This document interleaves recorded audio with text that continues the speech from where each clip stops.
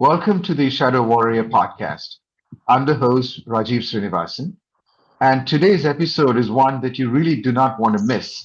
This is probably the best exposition of AI and India that you'll hear in the next few months. So, our title for it is The Future of AI and India's Role in It. And I've got two very, very interesting people who are going to be speaking today. One is an expert who's been a technologist working on AI for a very long time. And so he can explain to us in layman's terms what the technology means and where things are going. And on the other hand, I've got a user who is using technology, especially AI, both generative AI and machine learning, the traditional AI, in the specific narrow domain of cancer research.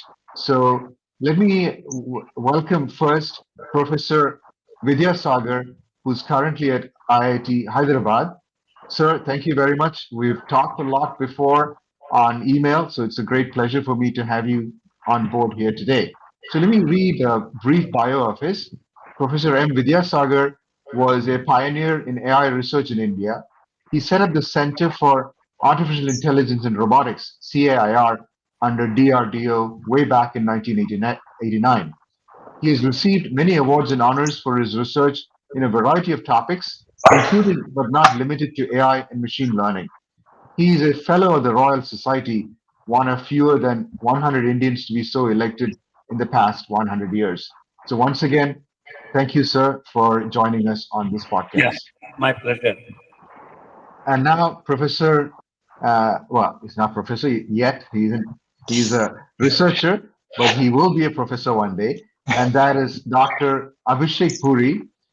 He is Thank you. an he is a radiation oncologist, which means he is a cancer specialist that deals with radiation oriented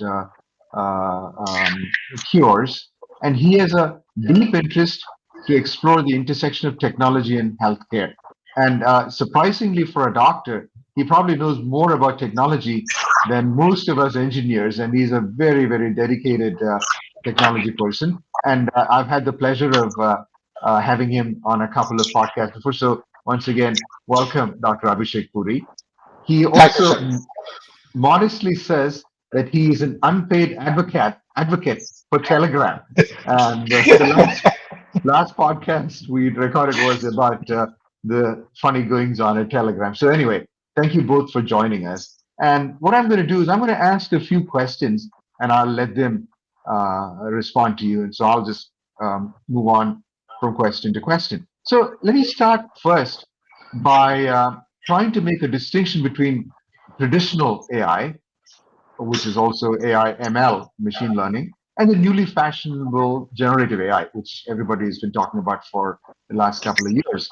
Can you summarize what those differences are for lay people who are listening to it, to us? And also, what are the differences between open source models and closed source models? Professor Sagar, please. So the main change between large language models, which are the heart of generative AI, and more traditional language modeling, is that earlier people used to use grammar and syntax uh, to figure out whether a particular sentence is correct or not, and then what should be the correct way of saying something.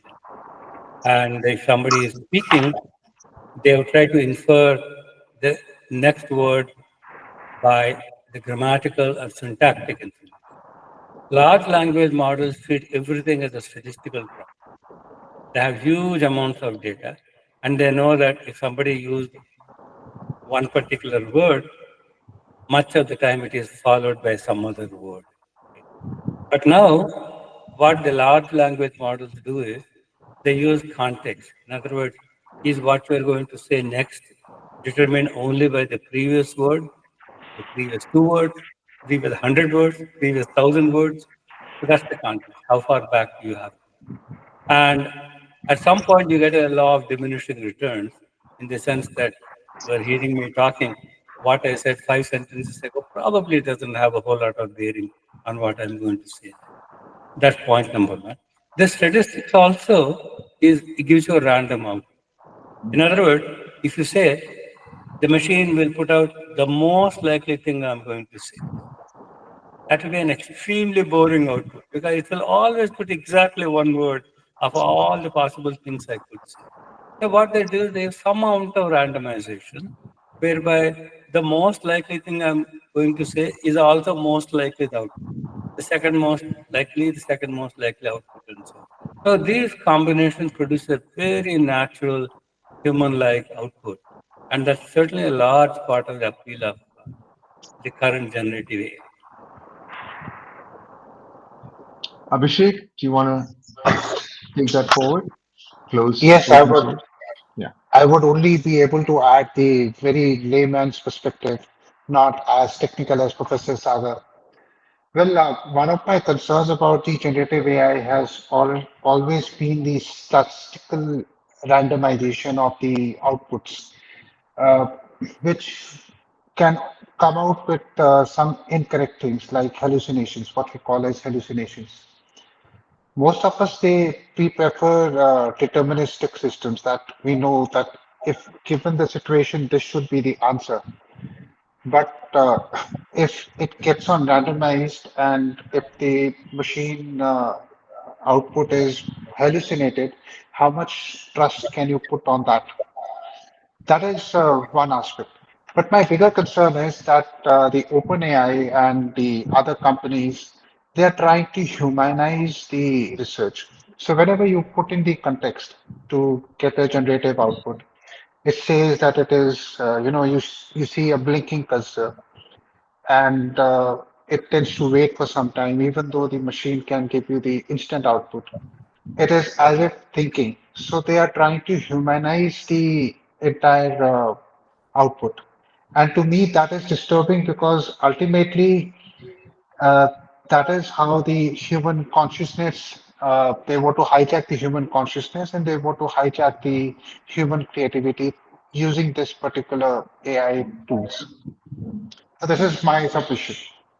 Well, what you're saying is that it is artificially, if you will, trying to be human, and we're Yes, falling for it. Okay, that's an yes, interesting point. And there's one more distinction I wanted to make, which is between some of these companies that are using closed large language models, which are proprietary, and then others are using open source models. And clearly, the open source models are the ones that most of us would prefer because we don't have to pay huge amounts of royalty to them. But I also believe that some of these open source models are getting to a point where they're pretty much as good as the closed source models. So that's just one other aspect of the difference between what we had in traditional AI and what we have today.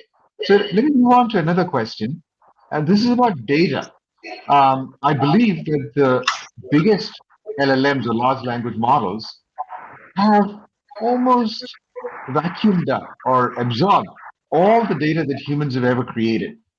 So further progress may depend on synthetic, that is, computer generated data. But it also turns out that synthetic data can lead to what's called model collapse, where the LLM starts hallucinating so badly that it's no longer useful. How do you deal with the problem, Professor Sagar? Well, my answer would be go back and rediscover some theory that people have developed over the years. So, for example, in the 1970s, um, one professor from Japan called Akaike, he proposed something called the Akaike Information Criterion, AIC it's called. And the idea is, given a certain amount of data, how complicated should your model be before you reach the point of diminishing returns? Now, part of the difficulty with this theory is not it's not a formula. You can't just plug in your data size and say, get back the size of the model. But what it does give you is a methodology. Now, I happen to have written a book uh, in 2003 in which I studied this question.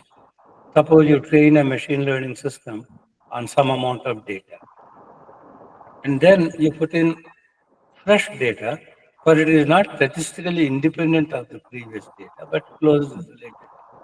So what happens? What happens is that the learning slows down. Okay. Now, if you go to the situation you mentioned of synthetic data, where the statistics of the new data are exactly like the old data, then basically you learn nothing. So the moral for the companies is if you have got all the real data that has ever been generated and you insist on using 1.5 trillion, 3 trillion, 20 trillion parameters, don't use so many. Look for simpler model. That's number one. Number two, if you look at the open source versus closed source model that Rajiv was asking, typically the open source models are less complicated than the closed source. Now, obviously, the companies are not going to be foolish enough to release an open source model that is demonstrably worse than the closed source. So what it shows is that you can sacrifice the number of parameters by quite a bit without necessarily sacrificing parameters. Pardon me, without necessarily sacrificing performance. So what that means to researchers like me is that we should figure out how to take a complicated model and reduce the number of parameters without sacrificing performance. And by the way, there's a new acronym in town. This is called ELM, efficient language model. So instead of large language models, you have efficient language model. And it is exactly the point that you are mentioning. Do we need so many parameters? And if not, how do we systematically reduce the size of the models without sacrificing performance? Abhishek, do you want to add anything to that? Yes, sir. See the amount of data that the companies are trying to capture. There are two two broad trends that I can observe. One is that whatever they could scrape from the open internet, the companies have done it. So most of the so-called startups are they have entered into very hot waters related to the copyright, and most of the proprietary models are being trained on the copyrighted material, uh, which again, you can take. There is a lot of ethical ambivalence about it. But on the other hand, the second broad trend which I have observed is that most of the torrenting websites or most of the shadow libraries that have amassed huge amount of books away from the copyright, they are releasing the entire, bounty of work to the open source models to be trained upon them. So it is kind of a AI race or some kind of a race that is happening between the closed as well as the open source. But ultimately, who gets paid in the process? How do we address the copyright thing? And like the emergence of synthetic data, as Professor Sagar has just explained, how do we address that particular issues around the model collapsing? That thing has to be taken care of in the future. So again, a very layman's perspective on what are the two broad trends as I see them accordingly. If I may jump in for a moment, I have the feeling that there's a little bit of marketing going on because all these models are talking about, 3 trillion, 2 trillion, whatever. It's like all those speeds and feeds you hear about in cars.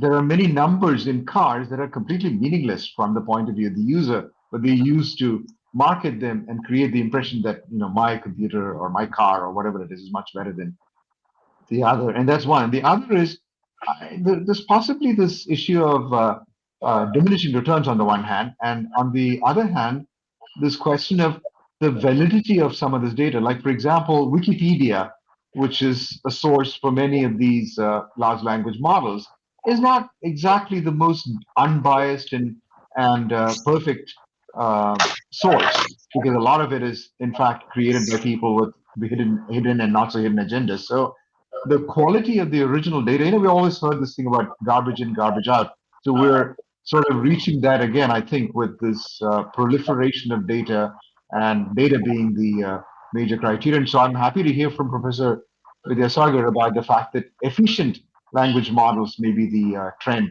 going forward. So that's good. Let me, if I may, move on to my next question. See, at this point, unfortunately, generative AI is dominated by American big tech, and China, which is apparently coming up really fast. So a tough question, where is India in all this? And a subsidiary question. See, we do have a lot of sort of Indic traditional knowledge, IKS, Indian knowledge systems. They have generally been either deprecated or absent. Like, for example, Abhishek and I discovered this when we had an ELM, or sorry, an LLM look at something we wrote. It does not even recognize the word Ayurveda, even though we had Ayurveda, quite a lot in this article that we wrote. It understands Western medicine, but not Ayurveda. So it's been sort of invisible. Now I'm afraid the opposite is going to happen, that people are going to come in and vacuum up and digest all this Indian traditional knowledge. So can you guys talk about how this is going to be affecting India, where we can manage to kind of get a foothold in this emerging area? And is there a way we can also protect our traditional knowledge? What do you think, Professor Sagar, and then Abhishek? So I would divide your question into two parts. First is on the global research frontier, where, as you have rightly said, US is dominating and China is coming up very quickly. Does India want to compete in the same arena or not? That is question number one. Question number two is we have some very unique information that is Indian in nature. And simply put, if we don't protect it, nobody else is going to protect it. And these are two different questions, and we should be clear which we want to do. Now, the second one, creating corpuses of Indian information, generating models that will capture this information, is a simpler problem because the amount of data that is available for IKS is orders of magnitude less than what it is for English language, for example. So the challenge comes when you try to harmoniously blend the two. And that's a very interesting research area that we should work.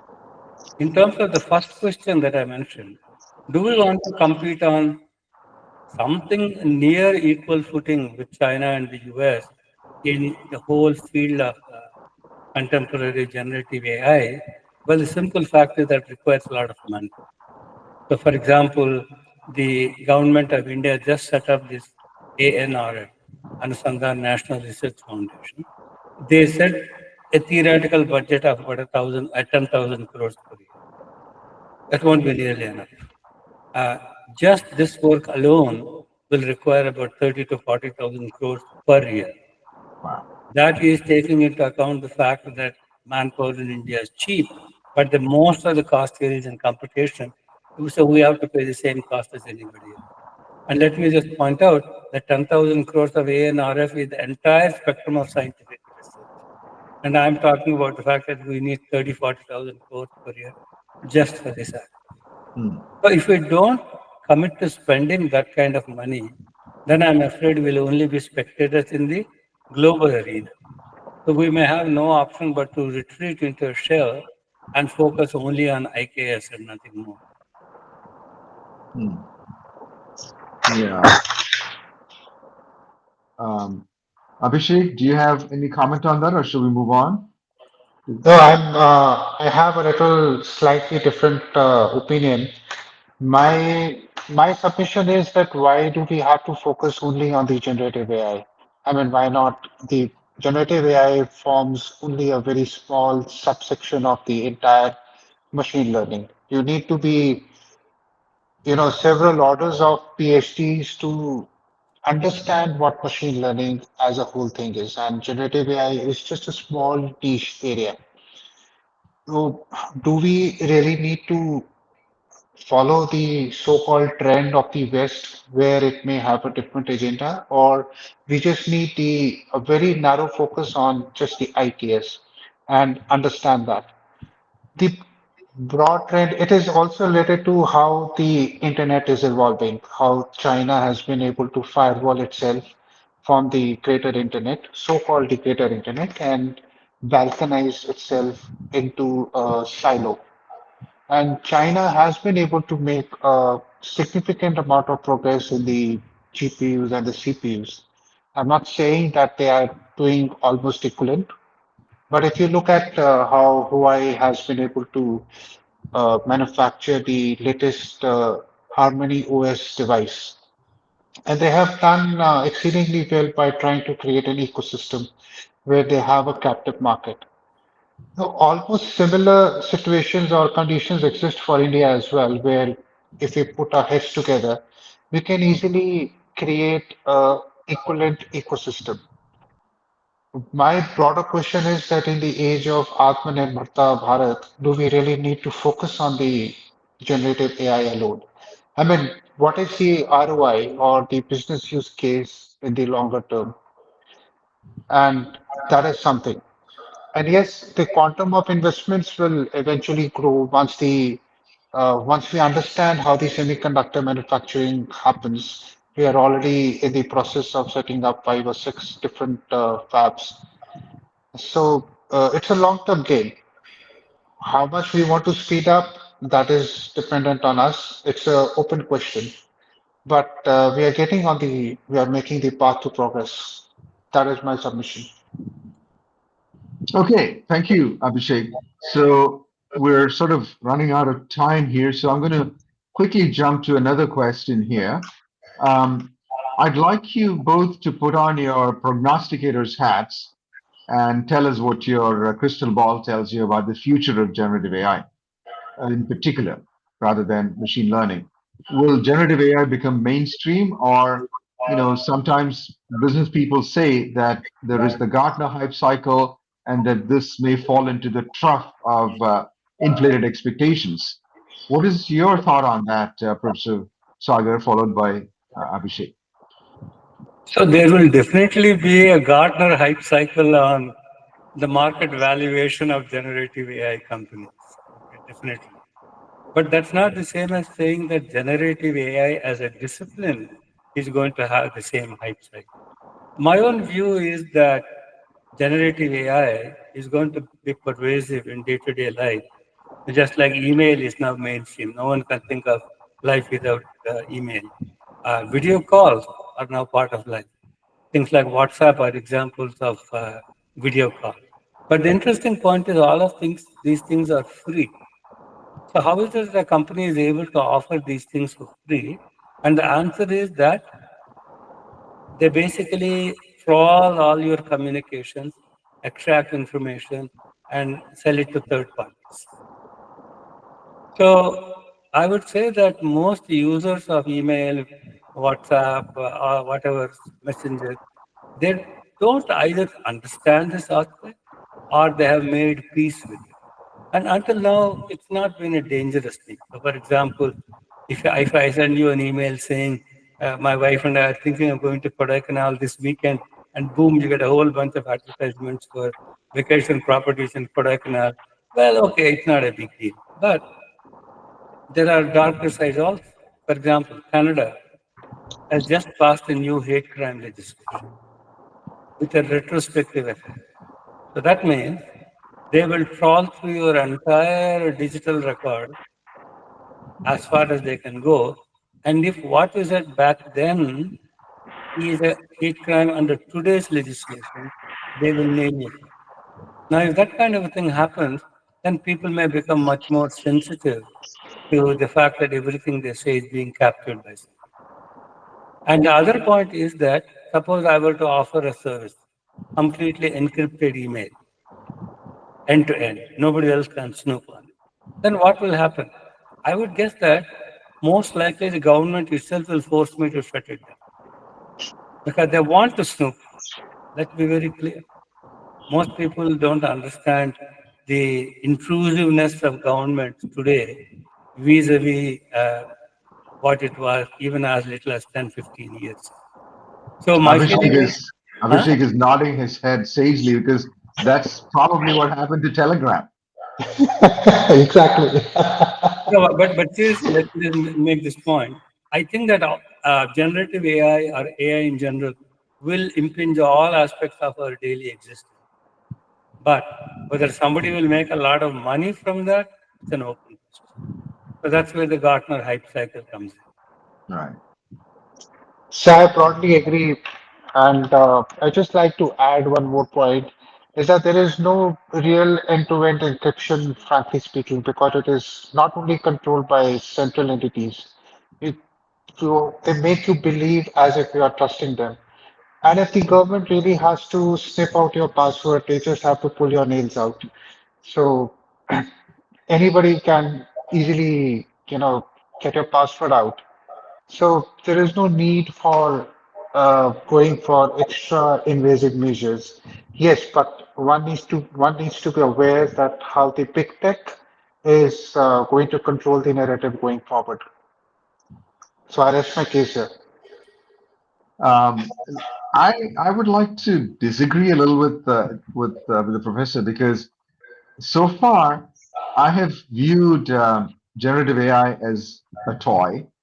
It's an entertaining toy. It's fun, and it's very good at making good videos and good pictures. And the other day, I found it's very good at making podcasts. If you, for example, give it one of, I mean, I did this a couple of times. Gave one of the, I think it was Google. I gave it a couple of my articles, and it created a very nice podcast with a male host and a female host discussing it, and they got much of it correct.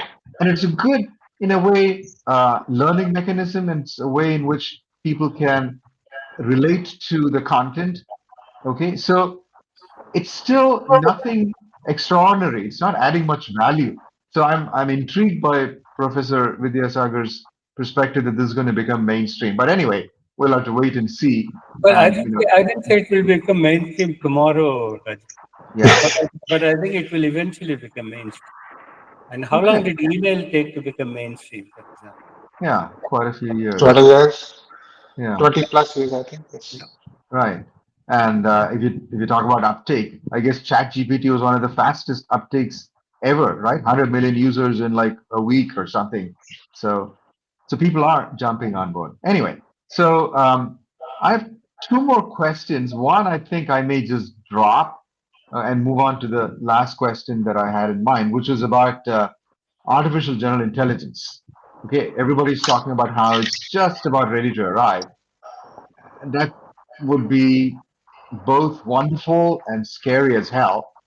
And the question there is, will it be just like generative AI, a statistical artifact? Because people have called generative AI derisively as a stochastic parrot.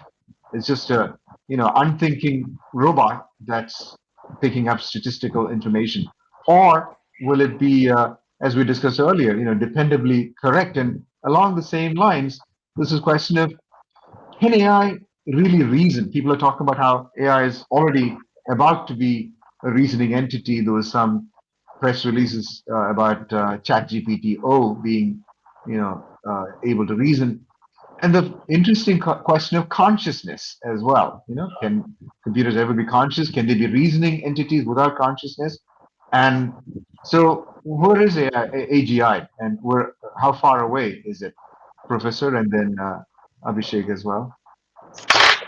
Yeah, I won't say anything about consciousness because I don't understand it. I mean, will an AGI system become like HAL in 2001, A Space Yeah. Odyssey, and take over the world? I have no idea. But I would like to make a clear distinction between two types of applications. One is where getting it wrong slightly is not a disaster, and especially if it is an iterative interaction. So, for example, think about this, all these chat boxes. You go to an airline and then you type in something, and the bot says, "Oh, you want to cancel your reservation?" You say, "No, I don't want to cancel my reservation. I want to change my reservation." Well, okay, that's not a problem because you get one more crack at fixing it, and maybe two more cracks at it. So, but eventually, you will arrive at the correct place. Okay. In that kind of a scenario, I think that generative AI is going to be quite useful. The second application is when you insist that it should be demonstrable.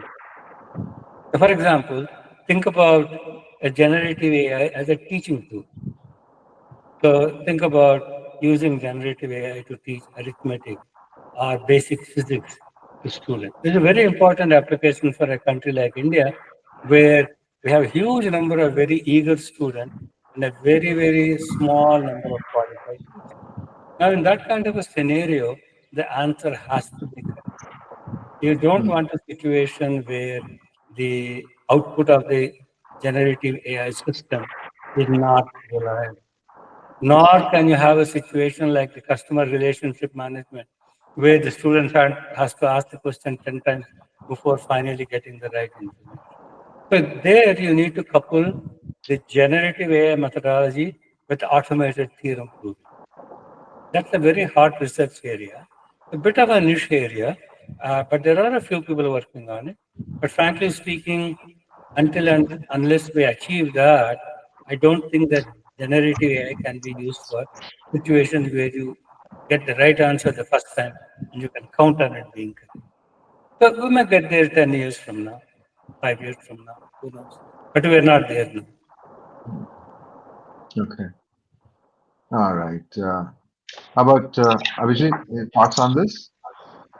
Well, I would like to, I broadly agree with Professor Sagar about the particular aspect. It is very difficult to claim mathematically that computers can gain consciousness as we understand, to be able to, uh, capable of reasoning.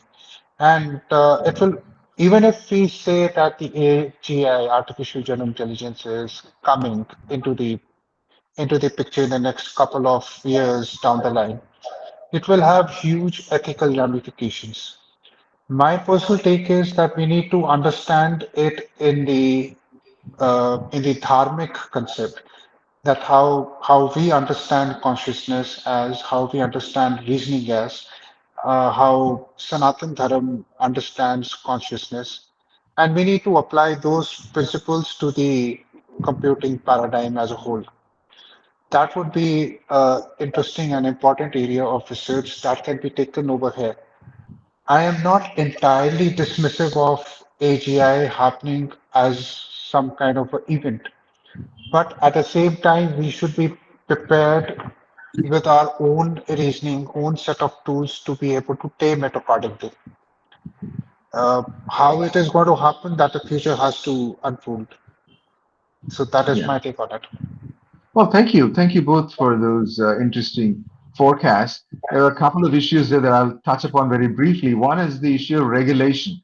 See, this is an industry, after all, with people with different perspectives and different incentives. So, and that means some kind of regulation, which, as you were saying earlier to me offline, Abhishek, that approximates the way regulations have happened in the airline industry or some other large industry, so that it enables you to kind of work together without breaking things every few days. So regulation is an important area. So is, for example, the question of standards. And if India is not present in the standards making activity, it's basically going to suffer quite a lot. So regulation is one thing. The other thing that I was thinking about when you mentioned dharmic principles, ethics, etc., we have had the basics of some such concepts way back from Isaac Asimov's three laws of robotics, where it said, I forgot exactly what they are, but basically a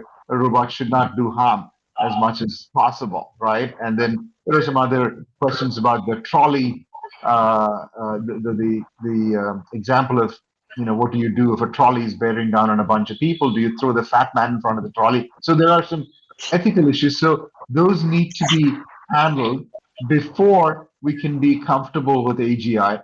And if the AGI brings us HAL, as Professor Vidyasagar kind of alluded to, if HAL turns out to be something that is unemotional and very, very focused on its um, intended direction and its project completion to the exclusion of all humanitarian concerns, well, that could be a problem. So, very interesting, and I'm happy to hear that there are people who are working on the hard, theorem proving area, as Professor Vidyasagar mentioned. So, I think we've sort of exceeded the time limit that we had set for ourselves. So, I really want to mention how appreciative I am to both Vidyasagar, Professor Vidyasagar, and to Dr. Abhishek Puri. Thank you very much.